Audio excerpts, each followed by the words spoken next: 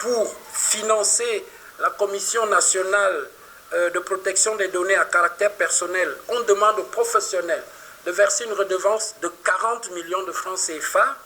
On a risqué la comparaison en allant regarder ce que la CNIL en France prélève aux opérateurs économiques. C'est en moyenne environ 50 €, donc 32 000 francs CFA l'année. Et nous pensons que de telles exigences sont de nature à décourager les professionnels dans le respect de la loi et de la réglementation en matière de protection des données. Interpeller le gouvernement, je pense, nous semble utile pour emmener une discussion qui va permettre d'équilibrer un peu ces choses-là. Parce que l'objectif, c'est de protéger le consommateur, effectivement faire en sorte que les opérateurs économiques contribuent au fonctionnement de cette commission, mais que ces opérateurs économiques qui ont à investir dans la digitalisation pourraient avoir à impacter une redevance prohibitive sur les services ou les produits mis sur le marché. Et finalement, c'est le consommateur qui va en payer le prix. Nous rappelons que dans un contexte international de pandémie auquel vient s'ajouter la guerre en Ukraine, tout le monde a bien suivi l'actualité sur le pain. Il faut savoir que la crise du blé qui est latente, parce que le gouvernement a bien voulu prendre des mesures, on va dire, transitoires, parce que nous allons devoir les suivre dans les 3-6 mois à venir, notamment la vente du pain en boulangerie, et ainsi de suite, sont consécutives. Cette situation est consécutive à un contexte international marqué par la pandémie, la crise que vous connaissez en Ukraine, entre la Russie et l'Ukraine, qui sont les grands couloirs et les grands producteurs de blé, et un petit pays comme le Gabon, un petit marché comme le Gabon, doit malheureusement se battre dans cet environnement pour avoir des réseaux d'approvisionnement, ce qui n'est pas évident. Et c'est pourquoi nous avons cette tension qui est gérée tant bien que mal par les administrations techniques compétentes pour permettre quand même aux ménages gabonais d'accéder à la baguette de pain. C'est une situation internationale qui interpelle. Et sur l'ensemble des produits d'importation, nous avons la même tension à l'international, donc une inflation sur la plupart des produits importés. Le Gabon, qui est dépendant à plus de 80% des importations, se trouve donc être un marché vulnérable. Les consommateurs en subissent le contre-coup à travers les hausses de prix que nous observons. La présente commémoration souligne donc l'importance pour le gouvernement et les partenaires sociaux de relever les défis, de se coordonner avec les systèmes d'éducation, les systèmes, la révision de notre assiette fiscale, un certain nombre de mécanismes qui vont toucher à la fois sur le plan structurel et sur le plan conjoncturel notre économie, échanger notre façon de concevoir les choses. Nous ne pouvons pas continuer à être dépendants de l'extérieur. Là, je parle de la vie chère, mais je parle également de l'accès aux services financiers pour dire que les services financiers ne sont pas seulement l'affaire des riches. On a dit que c'est un argument, c'est une démarche également de lutte contre la pauvreté, et considérer que notre environnement où l'on a des problèmes de surendettement, nous avons travaillé il y a quelque temps avec la DGCC sur les mauvais crédits. Tout le monde, je ne sais pas, beaucoup de gens ont suivi, mais en 10 jours, si vous pouvez collecter 300 plaintes de gens qui se plaignent de ce qui leur est prélevé après avoir pris des engagements avec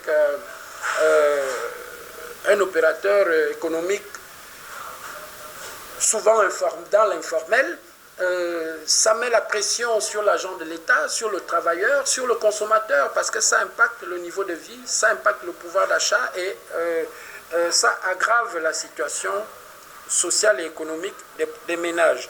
Donc, réfléchir sur les services financiers, réfléchir sur la défense du pouvoir d'achat, c'est en réalité chercher des voies et moyens pour emmener ce qu'on appelle plus de cohésion sociale, l'apaisement et le progrès, parce que les gens peuvent se sécuriser en accédant à l'information et c'est pourquoi nous pensons qu'il faut engager une réflexion qui va permettre de former les gens sur l'utilisation des services financiers, de nouvelles technologies, sur l'utilisation même de l'argent, sur, et là c'est l'État, faire en sorte que nous soyons moins dépendants sur le plan alimentaire notamment, de ce qui est importé.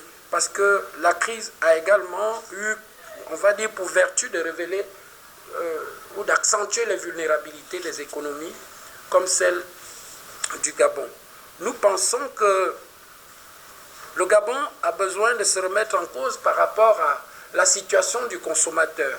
L'adoption d'une loi de protection des consommateurs serait une grande évolution qui permettrait de donner plus de lisibilité à la politique, aux politiques publiques de protection des consommateurs.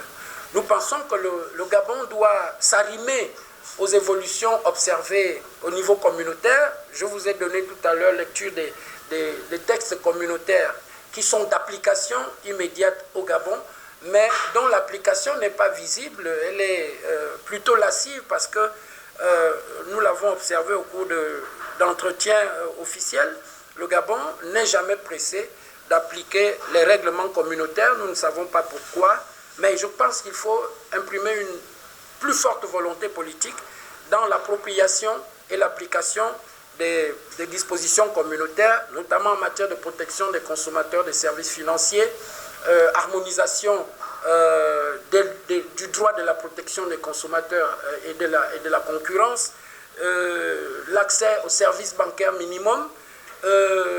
On a également parlé de l'interopérabilité. J'ai vu que depuis un moment, certains opérateurs de téléphonie envoient des messages pour dire que vous pouvez désormais faire des transactions financières d'un opérateur à un autre. On avait JIMAC pour la sous-région. Le Gabon, je crois, a une autre solution technologique qui permet cette interopérabilité, mais ça s'applique lentement au Gabon, alors qu'ailleurs, c'est allé beaucoup plus vite. Donc, nous avons à imprimer une forte volonté politique, peut-être à renforcer les institutions qui existent. Il faut, je veux dire, moins de dispersion dans les compétences attribuées aux organismes publics. On le voit sur le marché, les opérateurs économiques nous renvoient et nous l'observons. Les pressions qu'ils subissent du fait de multiplicité de contrôles. Par exemple, vous aurez les gens qui parlent de sécurité alimentaire, vous aurez d'autres qui parlent d'hygiène publique, vous aurez d'autres qui parlent de qualité, mais de différentes façons. Nous avons le poids sur le fret et les transports maritimes, alors que le Gabon dépend de l'extérieur, qui sont prohibitifs. Et nous ne pouvons pas continuer à pratiquer de telles fiscalités sans contraindre le consommateur à, on va dire, s'asphyxier financièrement. Prétendre défendre le pouvoir d'achat des ménages, prétendre mettre en œuvre des mécanismes d'inclusion financière signifie que l'on prenne en compte un certain nombre de choses qui touchent notamment les populations les plus vulnérables. En définitive, à travers cette journée mondiale des droits des consommateurs, la communauté internationale appelle les gouvernements à saisir l'opportunité historique d'exploiter la numérisation en mettant les citoyens, ultimes propriétaires des ressources financières mondiales, aux commandes de la finance pour s'assurer que celle-ci répond à leurs besoins aujourd'hui et demain. Je vous remercie.